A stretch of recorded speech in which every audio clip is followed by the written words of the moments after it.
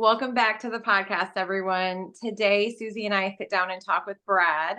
Brad is a former IFBer and a former pastor's kid. So without further ado, let's get into our conversation with Brad. Welcome. Hello, how are y'all?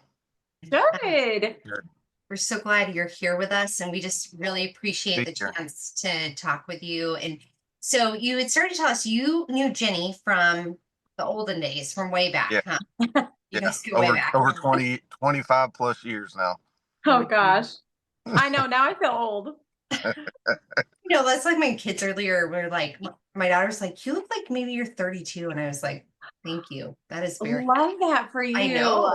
And she was like, how old are you really? And I was like, 45. And she was like, and I was like, I know.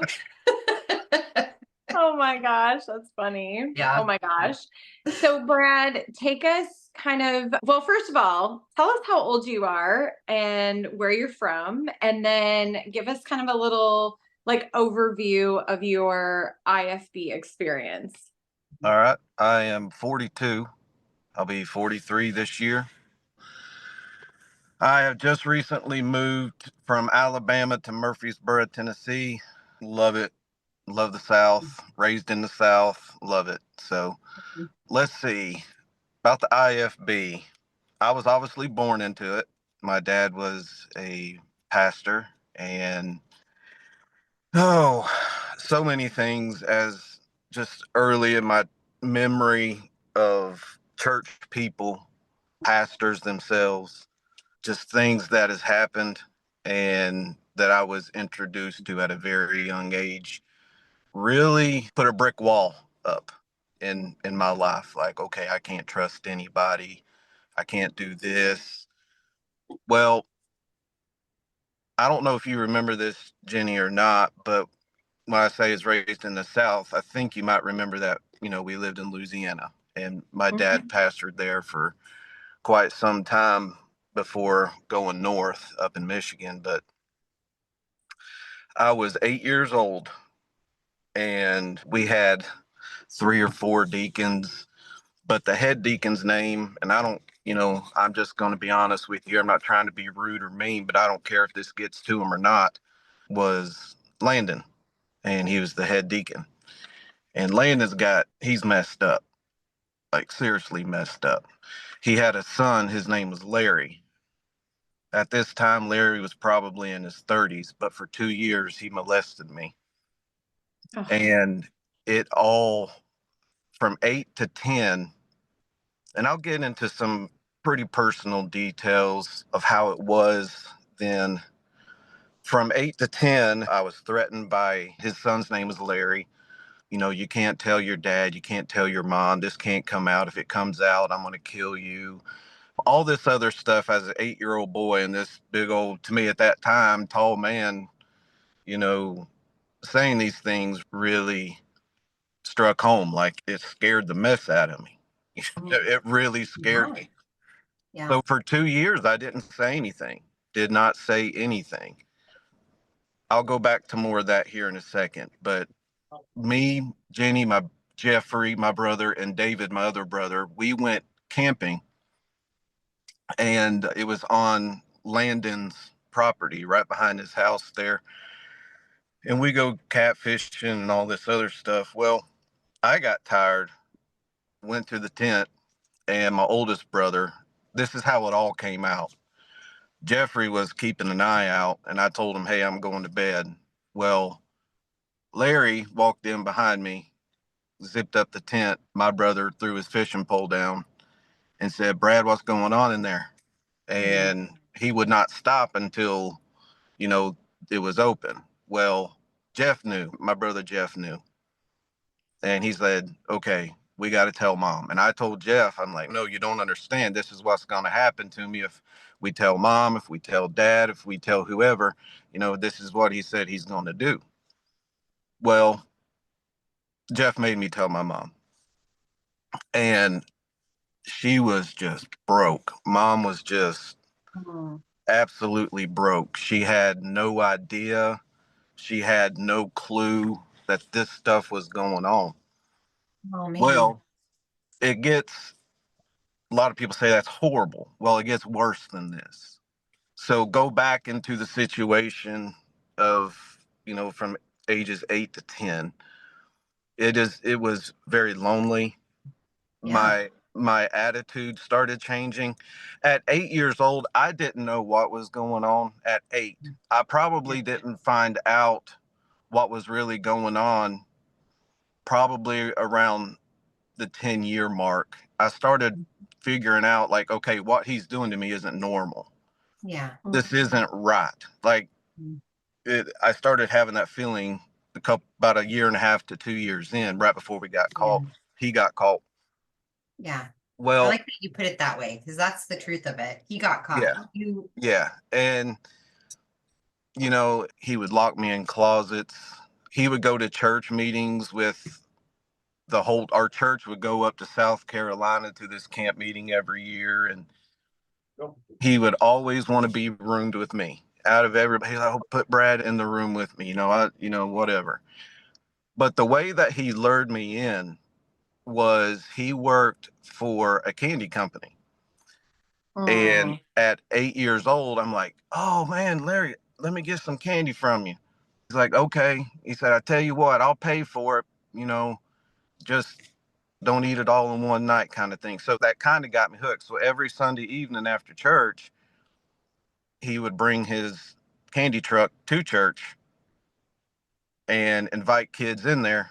And Wow. before I knew it, things started happening. Yeah. And what really breaks my heart is I don't know who else this has happened to since we've left there. And there's no doubt in my mind that it's happened to other kids.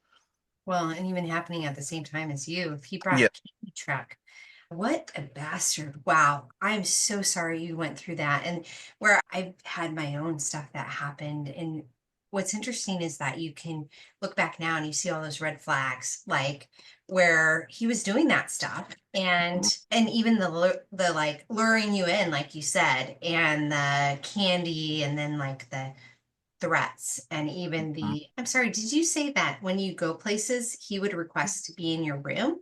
Yes, he would always request to be in my room. And your parents let him do that? They If we get more into the story, I'll be able to tell you more on that. Oh, okay. Okay. Yeah. Okay. So we'll put a pin in that one. How about that? I finally tell my mom is absolutely broke. She's just broken. And I don't know, Jenny, if you remember my mom, but she's a small little thing. She ain't big, but that woman's a fighter. I tell you right now, that woman will fight for her kids tooth and nail. So what I said a minute ago, it goes from bad to worse, is and this is what I think damaged me more than anything throughout the years, was this. When I got home and I had to tell my dad said, "You have to keep it quiet. We got to protect the church." No, that's the worst. You're right. At the age of 10, knowing finally what is going on in my life at this time, not being able to vocalize it, he refused any therapy for me. He said, you just gotta give it to God. You just gotta give it to the Lord." Oh, I was 10 years old. I Right. didn't know what all that meant yet. I had no clue. I was made to keep it, brush it under the rug, keep it quiet. Got to protect the church, got to protect this person and this person. And all the meanwhile, here I am, my attitude, my innocence is gone. Now looking back on it, before everything started happening, I was so smiley, so upbeat, so, whatever. But after this happened, it was like I literally had to put like a concrete wall around Yeah. around me, up above me, beside me, below. Like, I encompassed myself inside this brick room and concrete wall. It was just, I was never allowed to have any feelings about it. I remember one night we had a really bad thunderstorm there in Louisiana, and this was after everything happened. And I'm looking out my window, and some people say I'm crazy. Some people say, maybe you did see him. Lightning was striking. I look out my window and there's a silhouette that looked just like Larry. Oh And man. I went running through the hallway. My mom come busting out. She's like, "Son, are you okay? You okay?" And I'm like, "No, Mom, I think Larry's outside my window." So she went and got my dad. And again, my dad said, just tell him to go to bed. He's seeing things. So I dealt with this for several years before I finally got to the point of screw it. I'm not going to trust anyone ever again. But I do have to pause and say this. My mom, in spite of my dad, tried everything she could to press charges, to get him thrown in jail. My mom was a fighter. My dad would follow behind her once he found out, would go to the court and drop the charges. So Yeah. it Oh my my gosh. my That makes mom, me want to hulk out right now. Like, Yeah. I yeah, cannot believe that. yeah, Brad, I like yeah, really, I ready to like rip something in half. I cannot believe that's Mhm. so awful. Oh, yeah. So when I'm able to share this story, which I don't share it much, right. but I do have to say that my mom is gold. She literally did everything in her power to try and get this and let justice be served where it needed to be served, I guess you could Yeah. say. Yeah. And can I just say, like, as a parent, like listening to this, I cannot even fathom if something happened to one of my kids. Well, granted, my oldest daughter, we went through hell with her dad and all of that. And so that was hard enough. But to have a husband and wife who literally the mom is fighting for her son and the dad is like undermining the whole thing. I can't even imagine. So how or did it, and if it did, how did it affect their relationship at all? You know, But relationship, do you mean between my mom and dad or me and my Yes. dad? your No, mom and between dad. your mom and your dad, like being like the mom and dad in the relationship, like married, and he's undermining everything she's trying to do to protect you and help you. Yes. So again, mom is gold, and she tried for another 6 years to make it work. But if you was to talk to her now, and she says this to people, so I'm going to say it, that was the ultimate reason why she started plotting for divorce, because Okay. he did not protect me as a father should. Yeah. Well, Um, in turn, he didn't protect other kids. He didn't Right. protect exactly. her. He protected a predator and his Yes. own job. I have stuff like that happened to me when I was a kid, and I think about that a lot of like, why, not why do they do it, but why did people have that reaction? Like, why did they choose to act that way to squeeze and minimize and push you into to conform into and even your family and all for the church? And I use air quotes for people just listening because it's not a real thing, there Yeah. was their motivations, it just sucks. Yep. Yeah. I was very, for years. I mean, I learned at 10 years old to suppress these feelings. So even into my 20s, even into my 30s, I just didn't get any help for it. Like, I was like, well, oh man, it happened 20 something years ago. I should be over it by now. Nobody wants to Yeah, hear it. But, the more that I prayed about it, the more I thought about it. It's like, some people need to hear this story. Some people yeah, need to know that this IFB thing gets just getting way out of hand. It's just so way out of hand. How they protect their church when sin's going on. I don't understand that. yeah. I really don't. But, now I'm 42, soon to be 43, and I've been in therapy, intense therapy for years now. Yeah, But, good for you. and I got to pause and say, not everybody in the IFB is bad. Oh, yes, there Mhm. is bad people in there. Oh, trust me, I know. There's some bad people in there.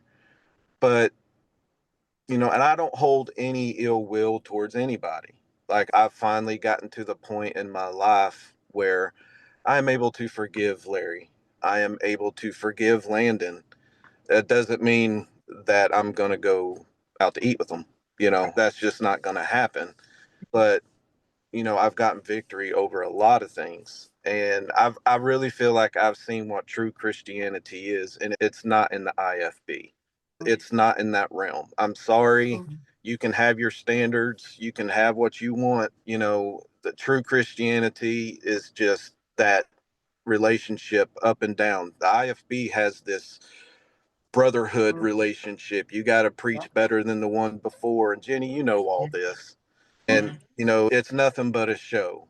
But, years of therapy, and it's my relationship with the Lord. It's the up and down, not the horizontal. Yeah. And that's kind of where I'm at right now. But, I ended up even asking my dad one time. I said, Dad, why didn't you do anything? Like, what in the, why? Like, I was an innocent kid. And his response, it didn't really throw me back. It was more like, oh, okay, well, okay, I guess I get that. Was his response to that question was, well, I listened to my friends in the ministry, what they would do if it was their child. I'm like, well, okay. Wow. And it was, well, shoot, why didn't I see that? I should have known the answer to that, but it didn't surprise me. Go What I ahead. find so fascinating about that is that, yeah, there is like this group. I mean, they all try to protect each other and Right. the culture they've developed, where Mm. they're protecting their way of life and within their version of what Christianity is or church, even that stuff doesn't happen. So that's their version of it. We know it Mhm. does all the time. In fact, it's Mhm. a hotbed for that. I mean, it's like a garden just perfect for predators to grow in.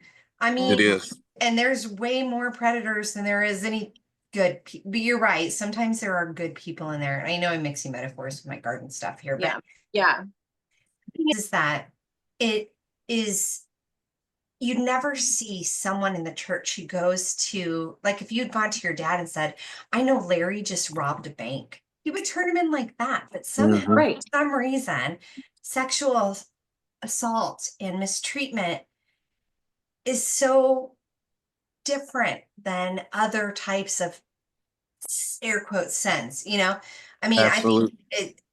there's like a even far greater word for sexual assault, like the evils. I mean, I want to discuss a bunch right now, but but the idea that, yeah, a bank robber or whatever, and you're like, I've known Larry's been robbing banks for 2 years. And then your dad would immediately like been deemed the hero for going to the police and turning him in and Mhm. stopping bank robbery. But Um, with this, it just doesn't end, and Yeah. It So don't. after Jeff kind of at that camping situation where he was like, is there anything going on in there? Do you need me? And he sort of put a stop to it and then told your mom. Did it continue after that, or was that the end of it? No, that was the end. That was Oh, the good. Okay. and I could tell you a little bit more about that. That happened on a Friday night, and a after Sunday evening after church, my dad did call in Landon, Larry, and Landon's wife, which I don't even remember her name. I don't remember her much, but I remember Landon and Larry. So I remember us all three sitting there in the living room of our house, and Landon and Larry agreed to it. Yeah, it happened. No way. It happened. Now get this. It happened. They both like, okay, Pastor Jeff, I'm gonna deal with Larry how I need to deal with Larry, and I'm gonna talk to him, and we're gonna figure something out what we need to do. And so I thought that was the end of it. Like I was like, okay, Well, come Wednesday night, me and my dad it's updated now, but back then the driveway we had was rock. It was a rock driveway, like loose rock and gravel. Well, Larry comes flying up, and I kid you not, he probably missed me and my dad slamming on the brakes probably by about 6 inches, Oh my six to gosh. 10 inches. He was flying up there, and he's like, "My son didn't do it. My son ain't do it. My son ain't do this." And all of a Landon? sudden, Landon changed the story, flipped script there. And Wow. that next Sunday, there was knives pulled out in church. There was fights broke out Yeah. in church. People getting in wrestling matches in church. Oh my gosh. A Over guy this? pulled, Over this Crazy. yeah, situation. Oh my oh God. yeah, yeah. I mean, it was an all-out brawl there in the church, I love and that for your church. I gotta tell you, that's so cool. yeah, it. I mean, some people had enough. Praise the Lord, pass Wow. the offering plate, and I'm gonna cut you. Like, Yeah. it. Yeah, but Wow. Wow. my So gosh, did you know at the time that all broke out kind of because of what happened with you? yes, I did, and Okay. even me being young and still kind of naive, I still knew church people because I've been around it my whole life, Yeah. even though 10 Right. years. I knew that was a big part of it. I knew, but I also knew that wasn't just everything. And Yeah. if I can pick up here, and I can honestly say it's taken me longer to forgive my father than it Sure. has for me to forgive Landon and Larry. It was so hard for me. But anyways, years down the road, let's say, I want to say I was like 27, 28 years old. I'm in the military at that time. And I find out more stuff about Louisiana. I'm like, what? What in the world? Years later. And I'm like, and I always had this question in the back of my mind. I was like, why, Dad? Why didn't you do anything? He never really answered the question, but I found it out as to why. In the middle of all this going on, and the reason he did not try and get justice was because he was having an affair of his own. And the Landon, which is Larry's dad, the head deacon, Landon had proof that he was having an affair and said, if you bring this out about my son, I'm bringing this out about you. And my dad Wow. still chose to keep it quiet. So who was he having an affair with, if you don't mind me asking? Her name was Tammy. Was she a Uh, member of the church? she was the pianist, phenomenal piano player. Okay. Yeah. Yeah. So he chose to keep everything quiet so he wouldn't get caught and busted. Oh, But I hate that for you. I'm so sorry that happened to you. I mean, what you're talking about just is like the soap opera level of like, but what people don't realize is this is what the church is like all the time. all the Mhm. time, Right. Yeah. Yeah. all the time. And you I, found this out when you were 27? yeah, I found that out when I was about 27, 28. I just went into the military, got out of boot camp, and then I found out, hey, have you heard about this? I'm like, what? No, I have not heard anything about this. And I tracked it down, and I ended Wow. up calling Tammy herself and be like, look, I don't really care now. I just need to know. Like, I need Yeah. some closure on things, and Right. she ended up admitting, that it did happen. So I was like, okay, like, Yeah. just be honest, I guess you could Right. say, Wow. just Yeah. be honest with me. So Mm. yes, Wow. there's definitely, and I'm just really honestly scratching the surface on some of this stuff. I mean, some of these people in the IFB, they're nothing but devils, nothing but devils. They don't care that all they want is their agenda. All they want is fame and power in that local church. That's all they care about. Yeah, Yeah. Yeah. it's That's a so great way true. to say it. A Mm. really good way. Now, how did you guys end up meeting? Because if you're down in Alabama or Louisiana at the time, right? How did you guys end up meeting? Because you were up in Michigan, right, Jenny? From down south, my dad started a church called Cornerstone Baptist Church in, what's the name of it, Jennifer? Canton, Michigan. That's it, Mm. Canton. And that's where when we moved up, we started going to Faithway Christian. And that's where I met Jennifer, was there. Gosh. Yep. So just curious, did your dad start a church up there to like get away from all the drama and stuff and like Absolutely. yeah, oh man, so many bad guys, let's just call them that within a church environment. Yep. I hope you don't mind if I attach that label to your dad? Like, No, he knows. okay, He's very well aware of how I feel. well, because the idea that whether it's an affair, and to me, sometimes those affairs, that is like power manipulation. You know what I mean? Like, here's a person in charge, and here's someone that is in a different position in the church. You know, I mean, all this different stuff. And we don't have to talk about that right now, but where all the stuff that happened there was your dad was like in charge of the ship, and it really, he let it into the rocks, and then so he sunk that ship and then just moved on to another one, because that's what they can always do. Yeah. If it's not going well, you just can go to a different place. I mean, so you went from Louisiana to Michigan. Wow. Yes, Yeah. and nothing against Michiganders. I just hated Michigan. I hated that place so bad. I'm with you. Oh I'm my with goodness. that. I hate it. I could not stand it up there. So as soon as I got out of high school, man, I'm back down south, man. Forget all Yeah. that mess. I'm Yeah. gone. Well, that's why I am wintering in Florida right now. That's nothing wrong with that.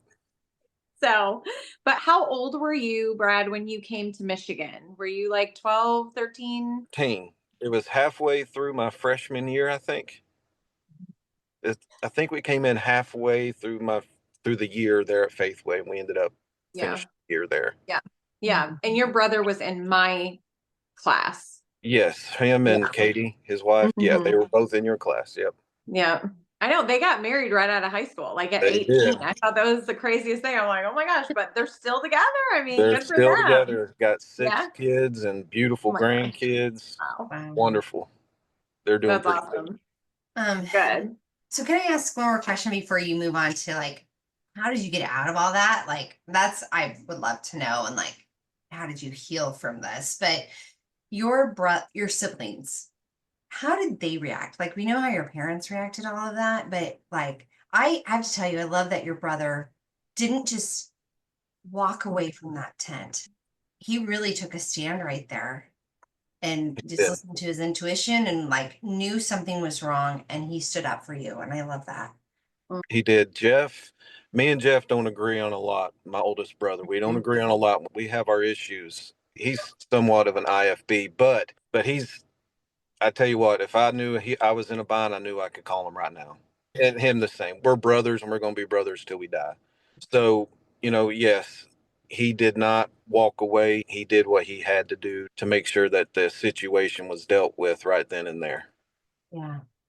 Well, how did your siblings react? I mean, even to everything, so there's the initial thing that happens, and then I call it the fallout of everything after that. I mean, just like a nuclear holocaust, all of that fallout is just as bad sometimes, and it's like what you were saying. So did any of your siblings end up being pastors at all? My Jeff is. Oh my gosh, insane. Yep. Good Yep. for him. I mean, good for him. I should say.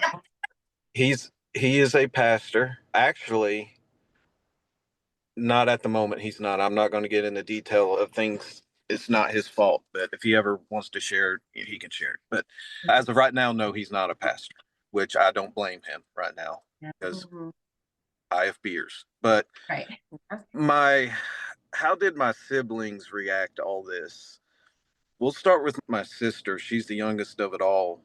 If you was to talk to her today, she wants nothing to do with God, nothing to do with church, anything to do with church. She'll slam it down real quick. And she will take you back to the day of when I told dad and she heard what dad said. And she's like, okay, I'm done. And she has not talked to my dad in over 25 years. Wow. That's So dedication. it really shook her. Yeah. Well, me and David's relationship is different. Me and his is different than my sister or my oldest brother. So when David found out, I was walking out to the living room for that conversation we was having with Landon and Larry and Landon's wife. My brother put a pistol in my hand. He said, if you want to use it, go right ahead. He said, I'll put it right here in your back pocket. David literally put a gun in the back of my pants that I was planning on using.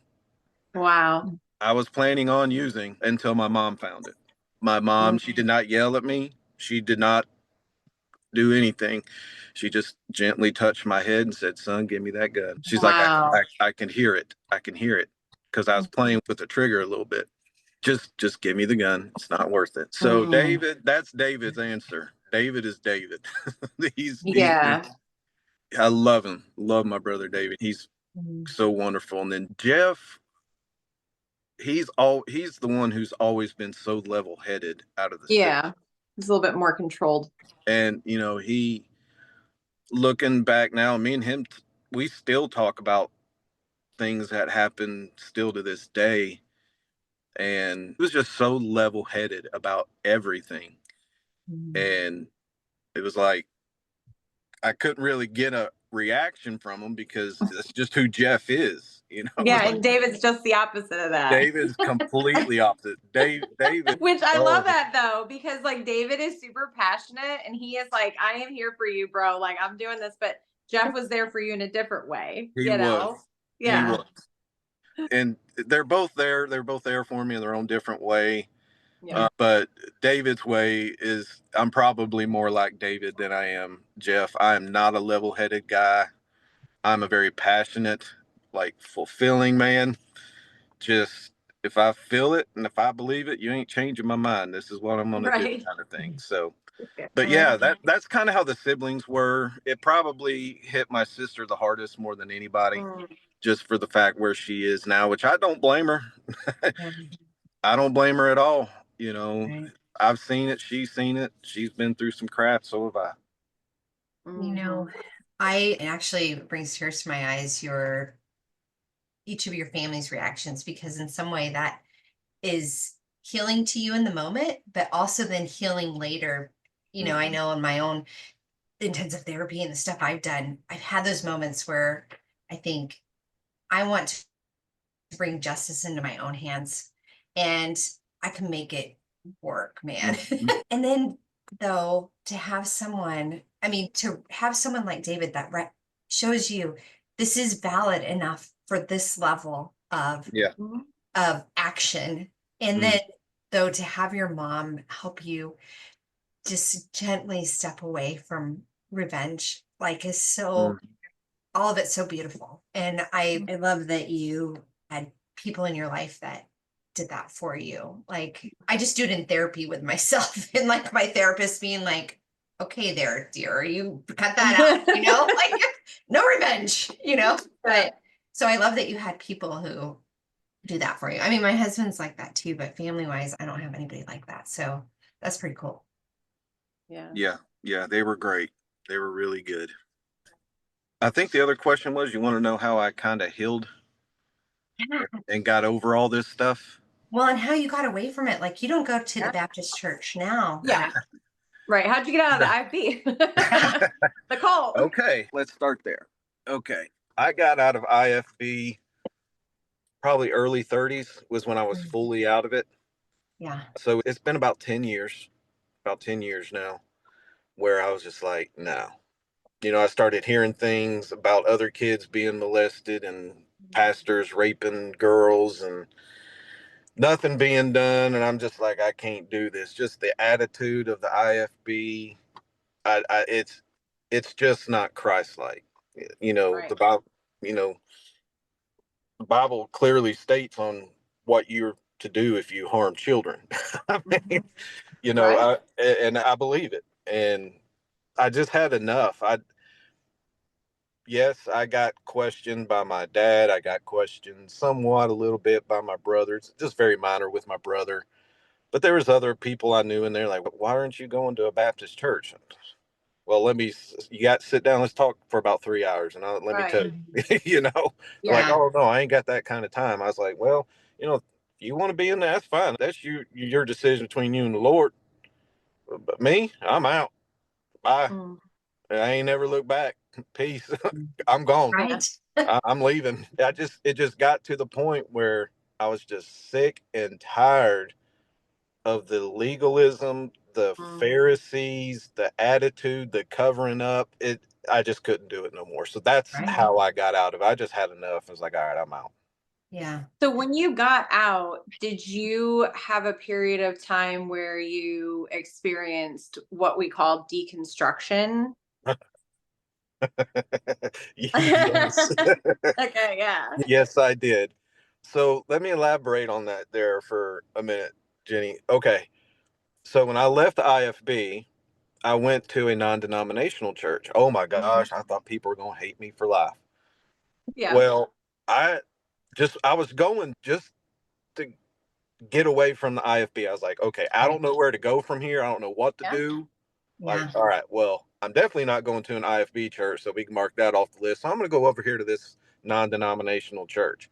Right. And I was there for about 3 months, went regularly Sunday morning, Sunday night, Wednesday night. They still had Wednesday night services. But the pastor ended up coming to me one night. He's like, you don't talk. He said, you've been coming here 3 months and you don't talk. I was like, well, honestly, Pastor, I don't really have a lot to say. I Yeah. said, I'm just coming here, just trying to heal, trying to figure some things out.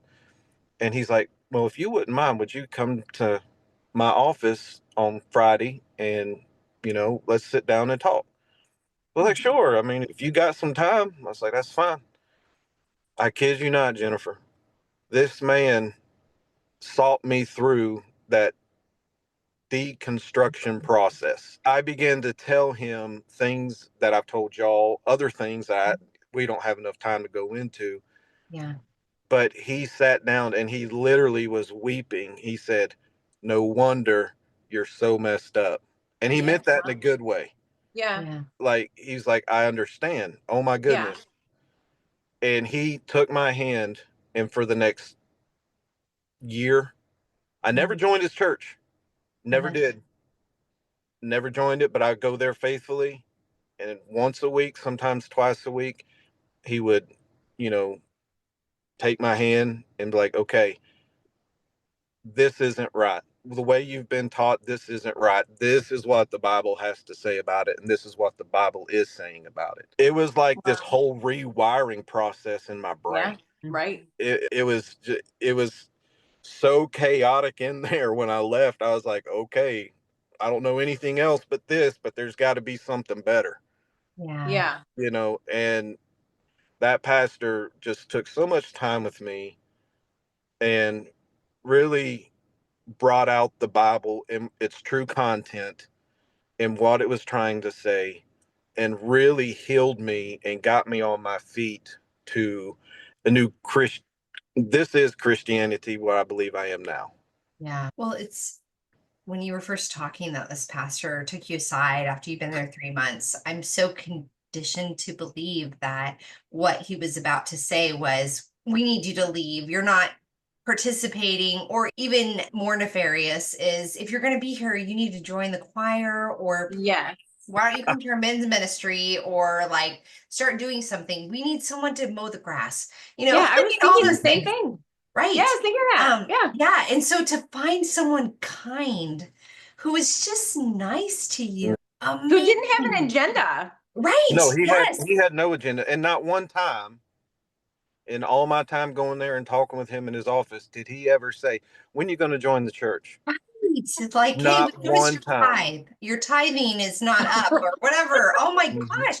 I just find this just as fascinating and shocking a part of your story. Like, I know when we talk about like being able to share your story out there, and sometimes you have like promos for podcasts, you're like, shocking thing happened. What I would want to say is, shocking thing happened. A pastor was really nice to you after Yeah. you shared your experiences. I mean, Yes. Yes, absolutely. That, I'm telling you, God put that man in my life for that period in time. I haven't talked to him in years, but I'm telling you right now, that man showed me a whole new side of Christianity I ain't never seen before. That's awesome. I'm like, wow, this is actually fun. It's not boring. This is fun, because IFB is so rule dictated, and I'm not against rules, but I mean, come on.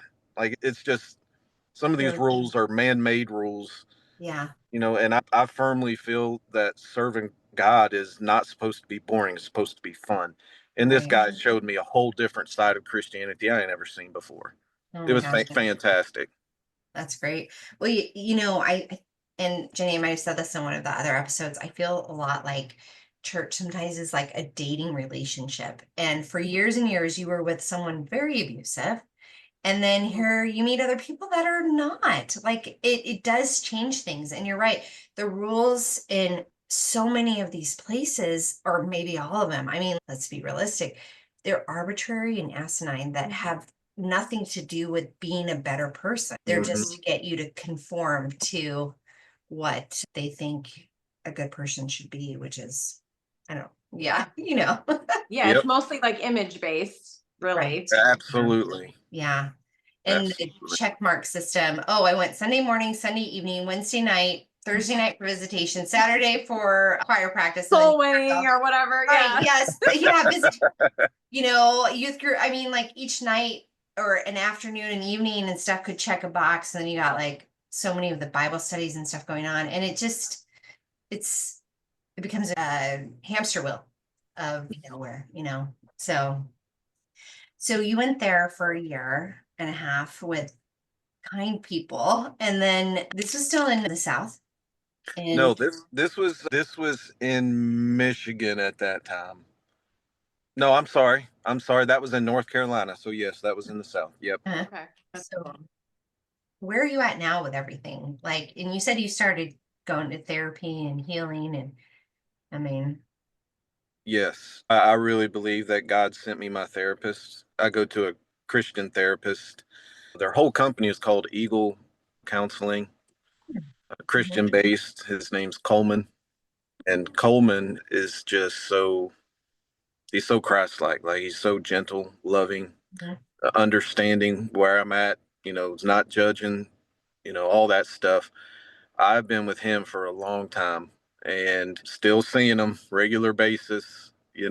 I can honestly say I'm doing better, but I'm not where I want to be. I still have a lot of hurt and honestly some anger that I'm still trying to work through. And it's been years of process to get where I'm at. Yeah. But he also says, it could be years before we get to the point where you really want to be and where I would like to see you to be. But God has really sent me him as well at a great time in my life. Been with him for a long time. Oh, that's Wow, awesome. that's awesome. Yeah, Very I'm so cool. glad.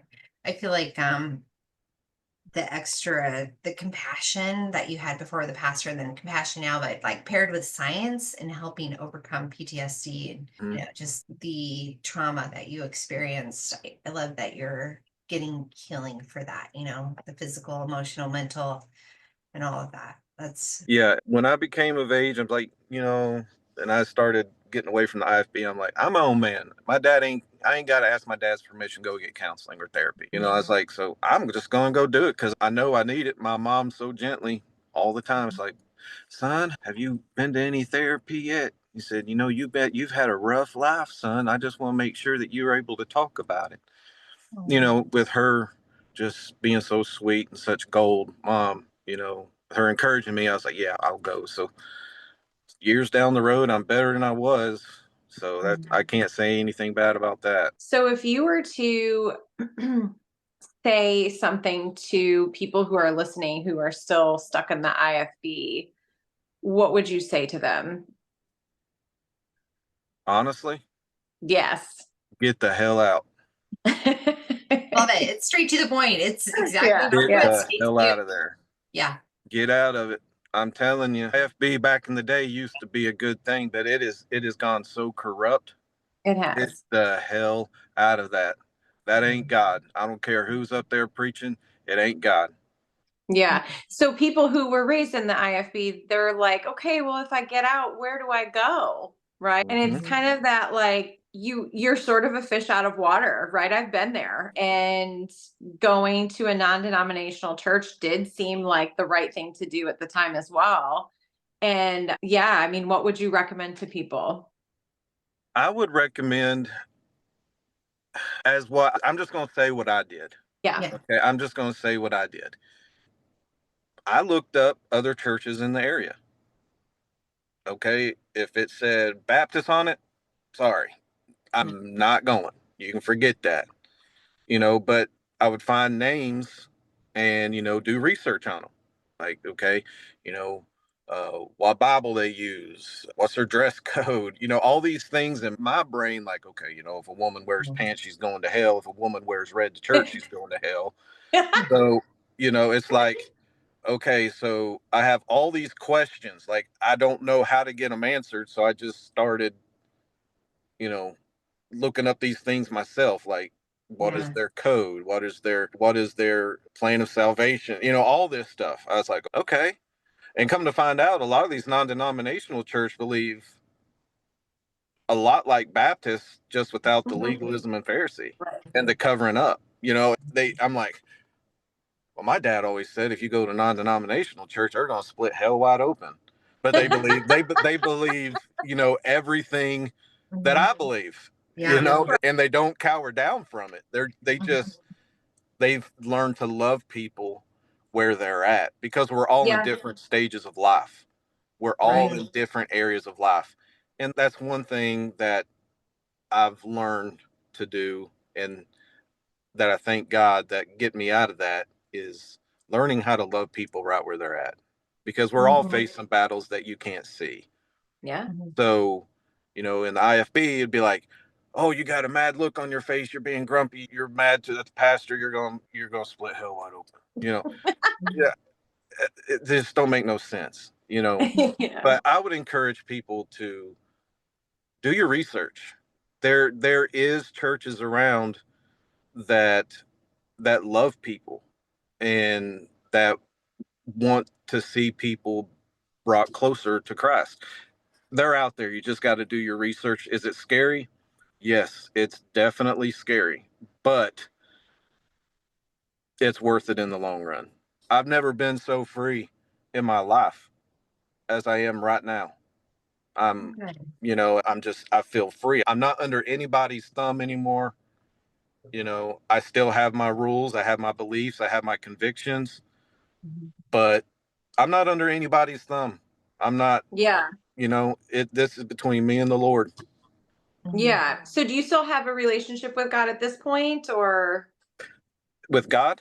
Yeah. Oh, yes, absolutely. Okay. Absolutely. Yes. And so how is that different than when you were in the IFB? Because I know for me, when I left the IFB, it was like I was mad at God for a long time. I went through like several years of being like, screw you. Like you got me into this mess because I did everything I was supposed to do, and look at where I ended up. Like, screw you. Like I was pissed.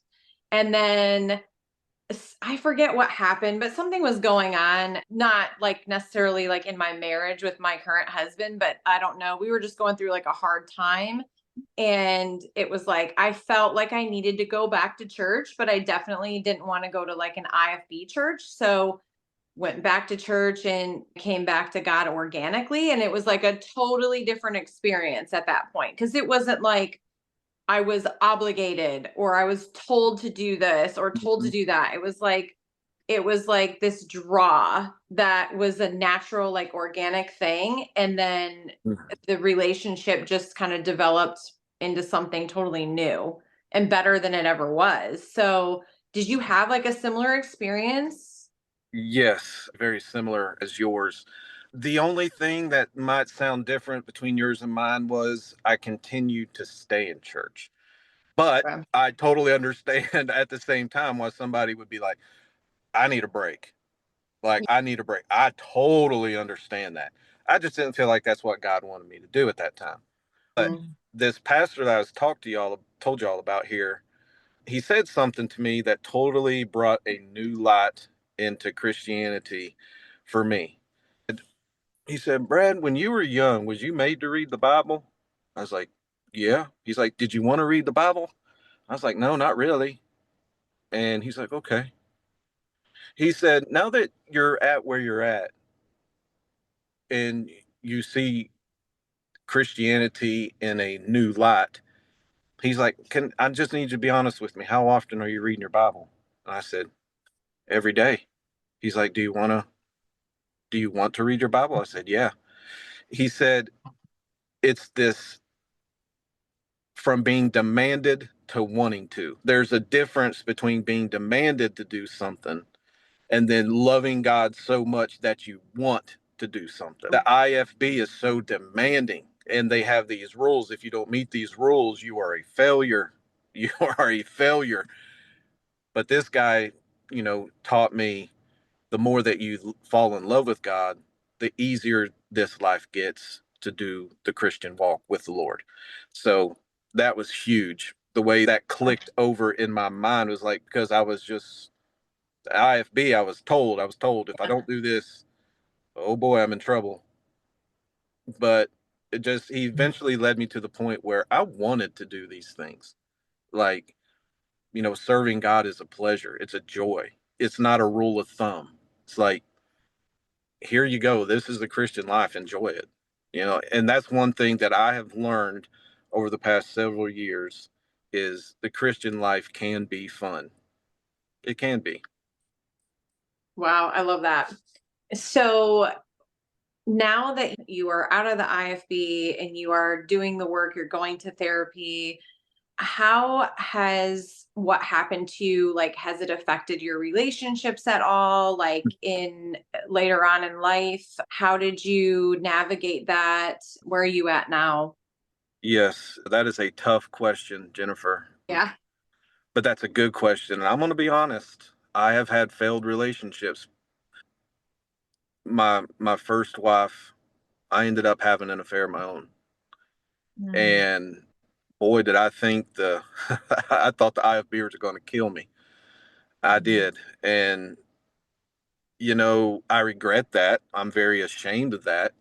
I've done something that was hurtful and sinful, done things and said things that, yes, it does hurt relationships.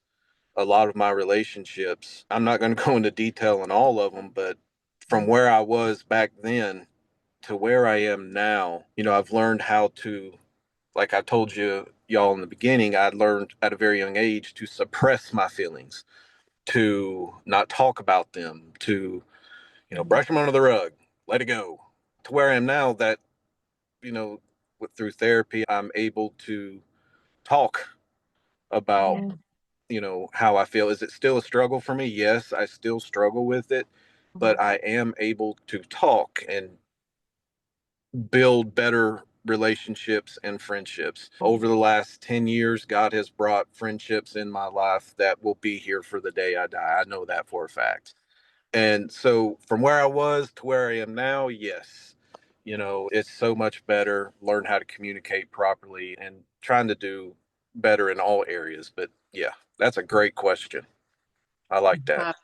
Uh, Well, we really appreciate you telling your story and being brave enough to talk about those really hard, traumatic things that you went through in your childhood and throughout your life. And I know it's not easy, especially when, you've had such a hard time with some of your family members, especially your dad, and that really hits home for you. And for you to be able to come on here and share that with this community is just really amazing. And I know it's going to help a lot of people that listen. Sometimes even just like being like as a male, like you said, you were taught to suppress your feelings, to not talk about them, like, don't want to like cause any more problems. And for you to come on here as a male on this platform and to share this information is really something that you should be proud of, that you're able to do this. And it just shows that you are well on your healing journey. And I am so happy that you agreed to do this and that you're willing to do this and share your story with us. And, if there's anything you need from us, any additional support, we are here for you. We love you. And we appreciate you so much, Brad, for coming on today. Well, I appreciate y'all having me come on. If anybody out there, needs help, Jennifer, you can Facebook me, whatever, and I'll give you my number to give to them. I'll be glad to help people because there's more to it than the IFB. Yes. Yeah. Well, and I love that you're so brave to share with Mhm. us and to just help other people know that they're not alone in the experiences they had when they were a kid. And, where you were made to have to be so quiet, but then all of the fallout of what happened afterwards, like that's happened to so many people. And I don't know if there's been knife fights at church, but I do gotta tell you that I still think that's really cool. Like everywhere I ever went, when they were very like, it was all happening out behind closed doors. So the fact that was out in public is impressive. But Them anyways, Cajuns don't play around. I'll tell you right? that. Yeah, no, I see that. I love it. Like it's so much more. I feel like it's less calculated than that when you can just have it all out, and but I understand, like, even then that weighs on a child, that here you said something and then all of that stuff happens afterwards, and you sort of take that burden on yourself that somehow that was your responsibility just by telling something that was never supposed to be kept secret. Right. And so, like, I think just unpacking all of those type of burdens, the fact that you're doing that work too, and to be on here, like I said, to share and just let other people know that you're not alone, and it is possible to find healing and like kind It is. after. It's definitely possible to find healing. I just encourage people who've ever been through what I've been through, get it sooner rather than later. Because you will ruin relationships. It's not necessarily your fault, but it will definitely help with the relationships you have, or will help down the line. So I encourage them to get it sooner rather than later. That's a good point. And I agree, just making that something that people, even within the IFB, understand that this can be, it always is not, I don't even, again, just want to say it can be damaging. It is. And then how a person is able to heal from it, whether right away or later, is what makes such an important difference in the light and goodness in someone's life, Yes, absolutely. So Absolutely.